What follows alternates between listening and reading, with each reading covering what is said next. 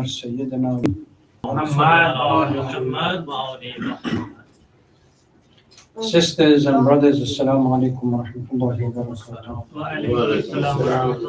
barakatuh.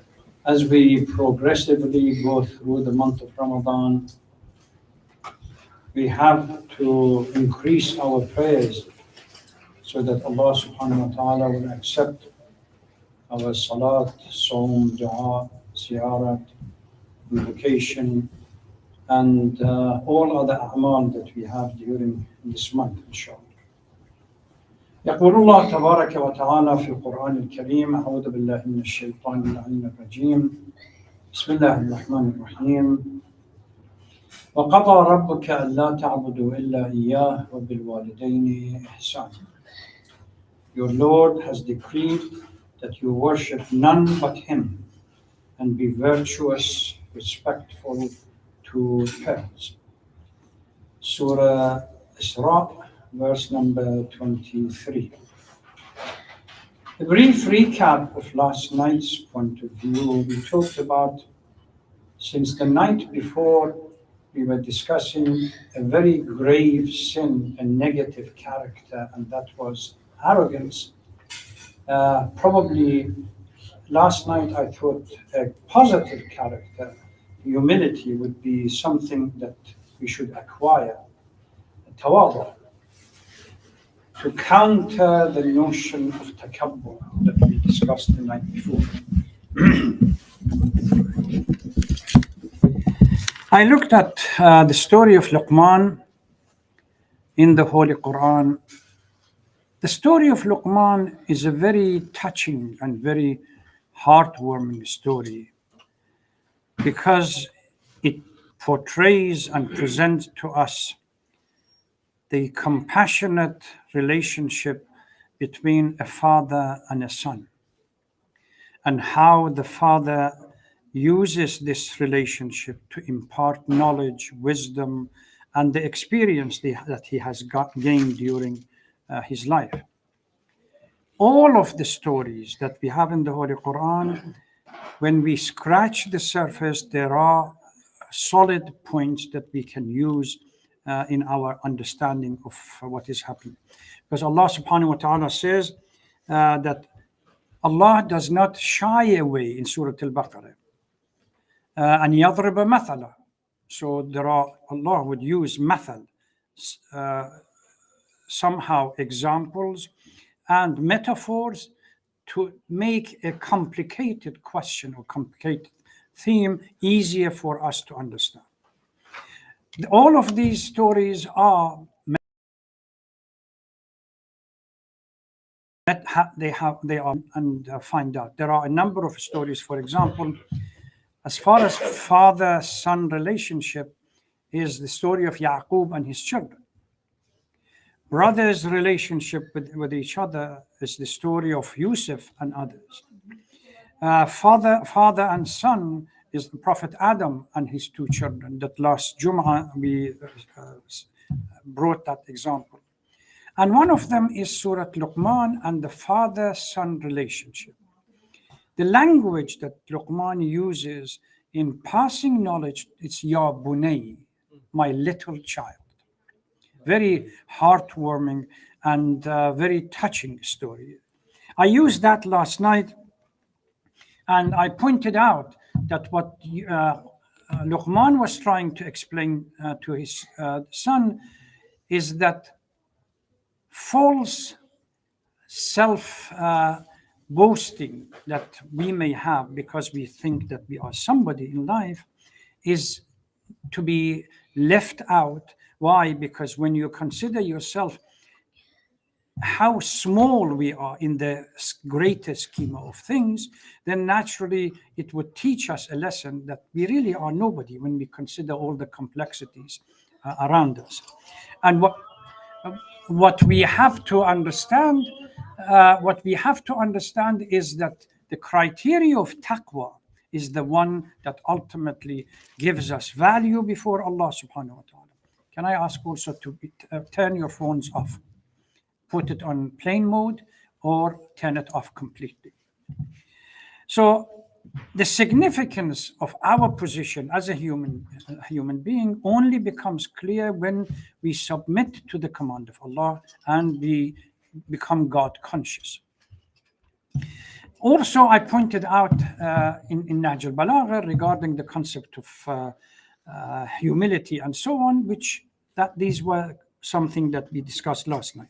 Tonight, I want to stay close to the story of Luqman and his son and move to something which unfortunately it has become a point of concern for us, and that is, despite everything that Quran emphasizes about the importance of and the reverence that we should give to parents, unfortunately, when we look at our children and their behavior towards their parents, this respect is absent. When we look at the verse, وَقَضَى رَبُّكَ أَلَّا تَعْبُدُوا إِلَّا إِيَّاهُ وَبِالْوَالِدَيْنِ إِحْسَانًا. Allah subhanahu wa ta'ala commands to respect the parents as they age, and one should be tolerant and patient with parents and their needs and dependency.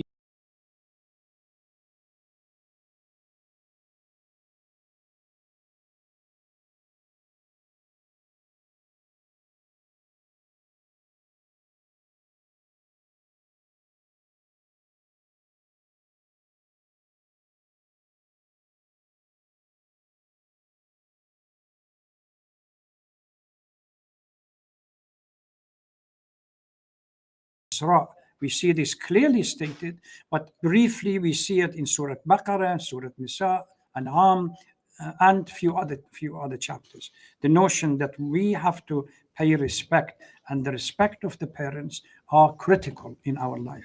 In Surah Luqman, the advice given by Luqman to his son then is combined together with the charge given to all humanities. You see how Allah subhanahu wa ta'ala combines the two.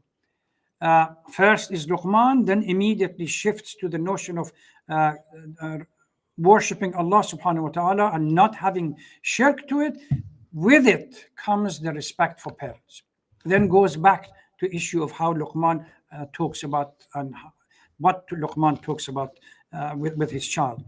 So charge given to all human beings about parents, that we are obligated, that the way Quran presents it, to avoid two of the greatest sins.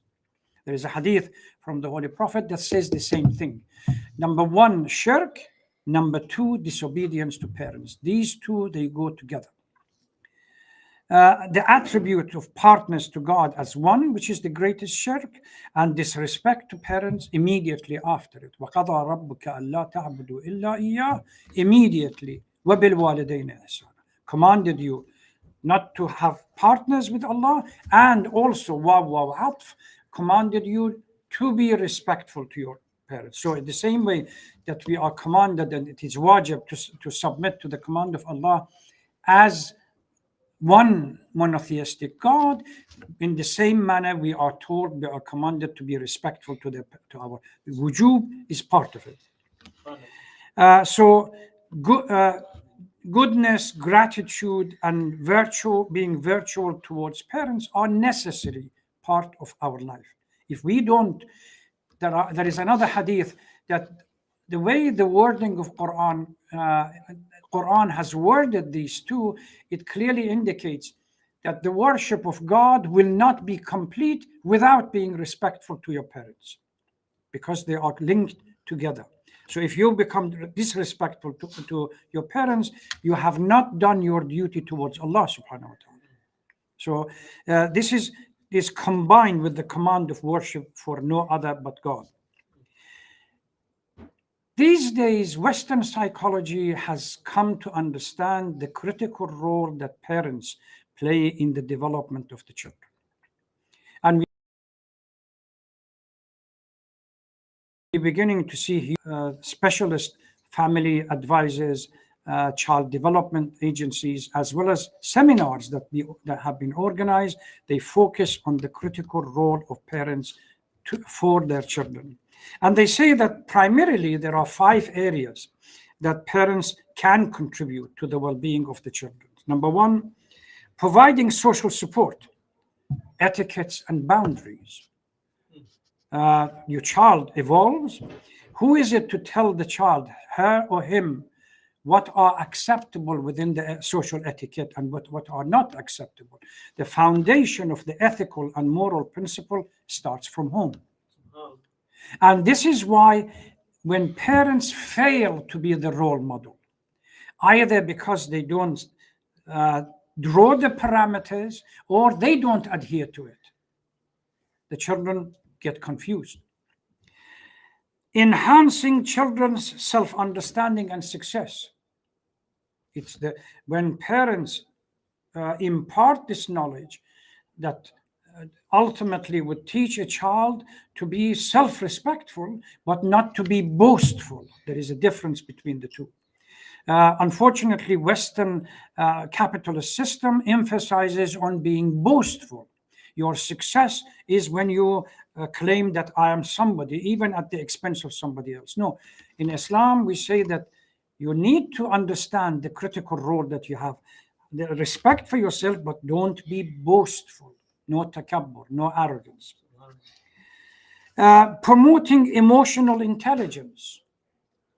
It's the parents that ultimately would sit down with their children and talk to them about how to express themselves under different circumstances. The emotional intelligence. Linguistic development. Mothers and fathers, they sit or work with the children to teach them to develop language. They say that up to the age of 5 or 6, children have the ability to learn 6 or 7 languages at the same time. But if the parents actually spend time, we have seen families that their children could speak 4 or 5 languages, Farsi, Arabic, Turkish, English, and so on, because each member of the family took upon himself or herself the role to teach the child, when you speak with me, you only speak English. When you speak with me, you speak Farsi, or you speak with me, you speak Arabic. And one of the crises that we have these days for our children not to become bilingual, even when it comes to Arabic, in addition to English, because parents master the English language and they don't see the necessity to be able to communicate with them, with the children, in Arabic language. Even in Urdu, bits and pieces the children pick up, but there is no Urdu language. Why? Because parents can speak English. Unlike the previous generation, when they came over here, they couldn't speak English. So to make the child understand the native language, whichever what that was necessary for the parents to communicate. We unfortunately missed that opportunity. So although the ability of the children to learn these languages exists, we don't utilize it. The role of the parents are here. Communication and problem solving. When you take your child to the park or somewhere else and let them try, or even at home, let them try to resolve a problem, and you watch them. And then come back and say, look, son, daughter, or whatever, honey, if I would approach the solving of this problem in this manner, giving them options to be able to communicate and use their brain.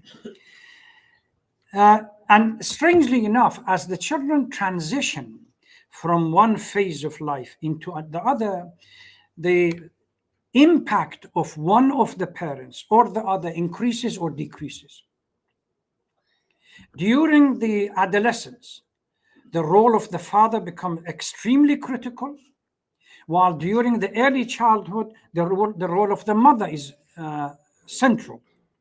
Because the early childhood child wants love, attention, compassion, etc., which the mother is the source of it, and she can give it. And the father stands as somehow not on the margin, but playing a secondary role. But as the child gets to the age of adolescence and searches to learn from friends rather than purely from relatives, is the role of friendship that father can strike with the child, particularly the boys, to strike with the child and be able to teach them. There is a hadith that says that the children's development, from an Islamic point of view, they go through 3 phases: the first 7, the second 7, and the third 7. The first 7 is the childhood, where you need to teach your child through playfulness. So you develop a strategy, not ignore them and don't teach them. Because if you don't teach them, the first 7 is lost. And those are the foundational stage for the children upbringing. You teach them, but the teaching is through playfulness. The second 7, 7 to 14, is a time for developing etiquette, putting limits, and explaining to them what is acceptable, what is not acceptable. You somehow build on the first 7 that you have already established. Last 7, the hadith says, through friendship, you become the best friend for them. You ask your child, who's your best friend? If you are not, then they are learning from somewhere else. That's the critical role. And as the children transition from one stage to another, the role of the parents shifts, their responsibilities shift, but there should be a clear plan for parents to deal with the children and to prepare themselves as the children get older and older. In Islam, respecting parents, everyone knows. It is a fundamental and significant part of our moral principles, social principles, family laws, etc., etc.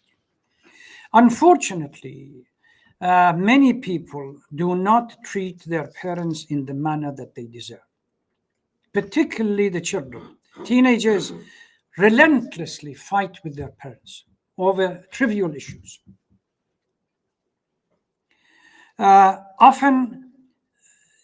Sometimes they ignore their parents and they rather spend the time by themselves on surfing the internet or talking to their friends while their parents are left by themselves.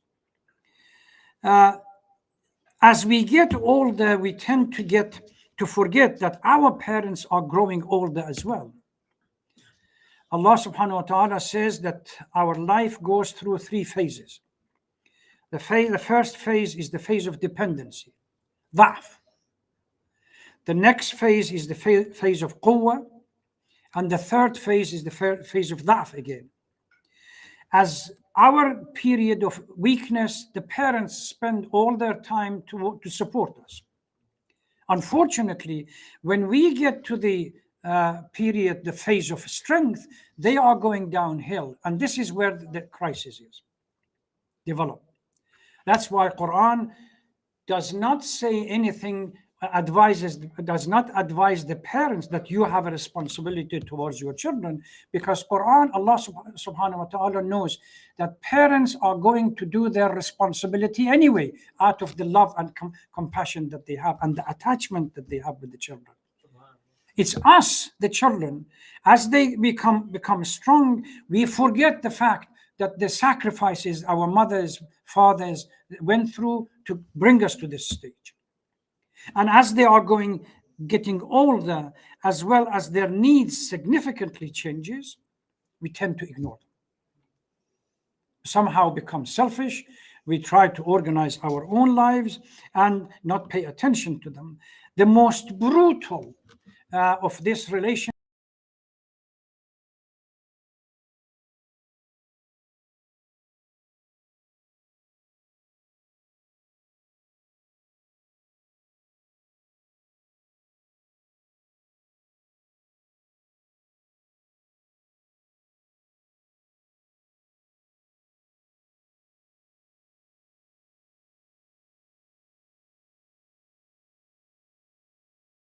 they cry, they lament the fact that nobody goes to see them. They are left by themselves. And this is something that is the behavior which is forbidden in Islam, and Allah has commanded, and it's one of the sins that we have in our ahadith. In Surah Al-Isra and Surah Luqman, it clearly underscores this obligation. First decree is to worship no one but Allah subhanahu wa ta'ala. The concept of shirk is to be forbidden, and it is a sin. The order right after it is the kindness to parents.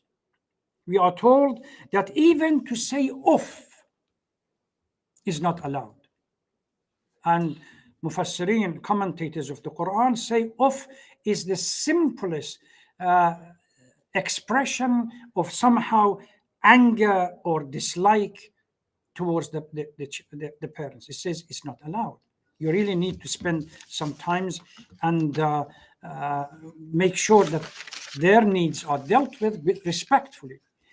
In Surah Isra, وَاخْفَضْ لَهُمَا جَنَاحَ الذُّلِّ مِنَ الرَّحْمَةِ وَقُلْ رَبِّ ارْحَمْهُمَا كَمَا رَبَّيَانِ صَغِيرًا.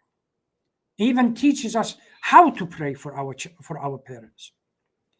وَاخْفَضْ لَهُمَا جَنَاحَ command us to be extremely humble in front of our parents. أخفض لهما, it's a metaphorical use of language.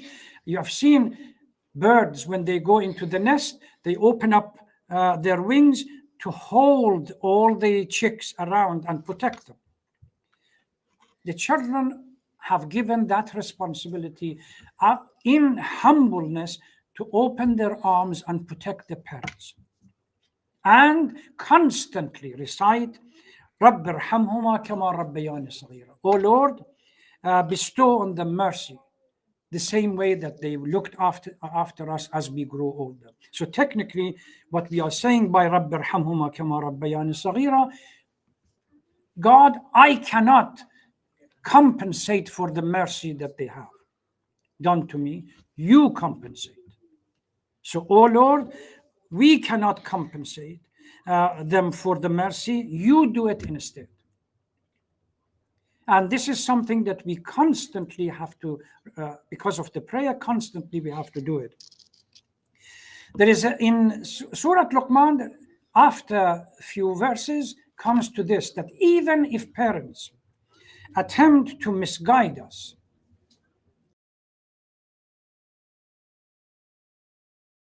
we still be compassionate, but respectfully disagree. They deserve respect and love and affection, even when they try to misguide us from the right path. Quran says that you have to respect them, you have to be compassionate to them, but respectfully and gently disagree with their way of life or attitude that they have. There are huge amount of literature regarding the importance of respect of the parents in ahadith. I've just selected few of them as I was preparing myself. Hadith from Imam Ja'far al-Sadiq sallallahu alaihi wasallam.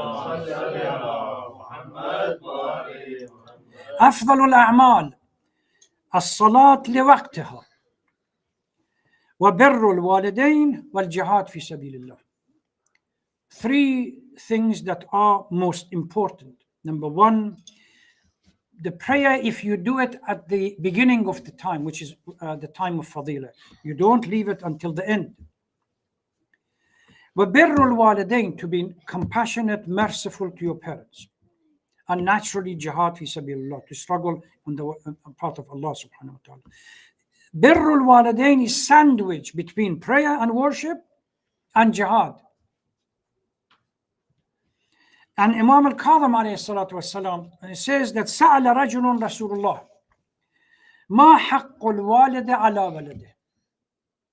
What is the right of parents on their children? Which means, what are the obligations of the children towards their parents? قال لا يسميه باسمه. When we call our parents, never call them by first name. ولا يمشي بين يديه. Just look around how distant we are about these responsibilities. When we walk with our parents, we tend to walk in front of them as they are some kind of an appendix or an addendum that we pull them, instead of walking behind them as a sign of respect and leading them. ولا يمشي بين يديه ولا يجلس قبله. You don't sit before you sit your parents. وَلَا يَسْتَسِبُّ لَهُ. You don't do anything that you bring curse and disrespect to your parents, particularly after they have already died and passed away. Your behavior has to be such that every time somebody sees you, what does he or she says? May God bless the parents that brought up such a children. So you bring mercy for them, not you bring them curse. You become disrespectful, arrogant, and people say, look, what kind of tarbiyah and upbringing the parents have. أتى رجل إلى رسول الله, another hadith. فقال يا رسول الله إني راغب في الجهاد. I want to go to jihad and fight في سبيل الله. فإنك, when you go to jihad, فإنك إن تقتل تكن حيا. Concept of shahada in Islam, the person who is shaheed is living, a living entity. عند الله ترزق. وإن تمت, and if you die as you are going towards the jihad, وإن تمت فقد وقع أجرك على الله. Allah subhanahu wa ta'ala is going to reward you. وإن رجعت, if you come back safe and sound, رجعت من الذنوب كما ولدت. You come back, all your sins are forgiven. فقال يا رسول الله, there is a catch here. إن لي والدين كبيرين يزعمان أنهما يأنسان بي ويكرهان خروجي. I have two elder parents that they say they are, because they are attached to me, they don't want me to leave them. What should I do? فقال رسول الله فقر مع والديك. Go and live with them. فوالذي نفسي بيده لأنسهما بك يوما وليلة خير من جهاد سنة.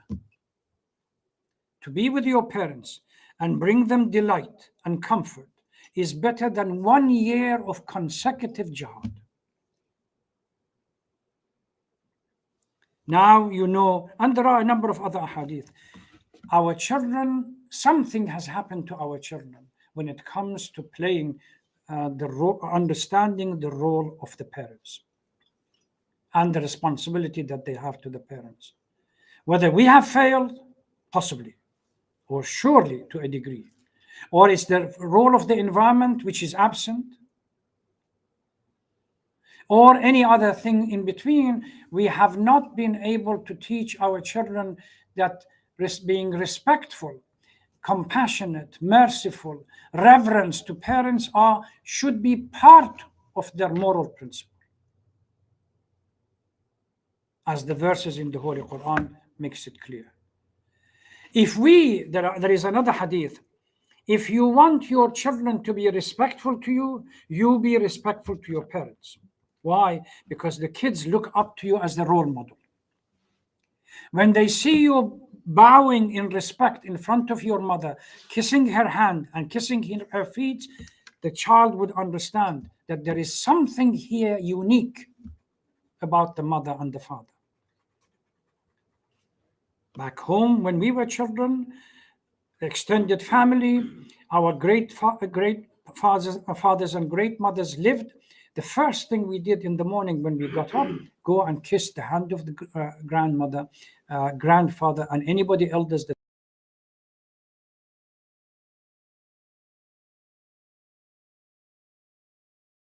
we had. Did anything else? Didn't do it. When somebody during the courses that I took at the university, we had a professor who came in and he said, I want all the students to start by giving me their name of the father, their name of the grandmother, and so on. Suddenly I realized that I don't have the name of my grandmother first name. We never called our grandmothers by first name. These days, the kids, oi, this kind of a language when they call their parents. They don't listen, they don't obey. Even when parents are spending huge amount of time looking after them, they don't appreciate the fact that the sacrifices that parents go through until they bring them up. Inshallah, we continue with this topic probably tomorrow or the day after, but it is something that we really need to address. Our children, the sooner we start with them when they are young, it should be part of their culture and psyche. The appreciation of the father, not to say, not to shout, not to be disrespectful, to listen, and to a degree obey, as long as one understands that the parents are misguiding them. Then you respectfully step back, but you still are kind. فَلَا تُطِعْهُمَا. Quran says you don't need to follow them, follow their command if they are asking you to deviate, but be respectful.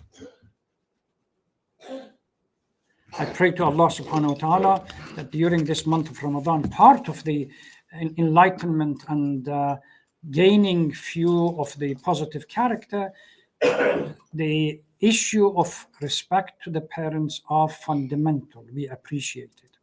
And during the prayers that we are going to offer during month of Ramadan, وَقُلْ رَبِّ ارْحَمْهُمَا كَمَا رَبَّيَانِ صَغِيرًا. Constantly pray for them.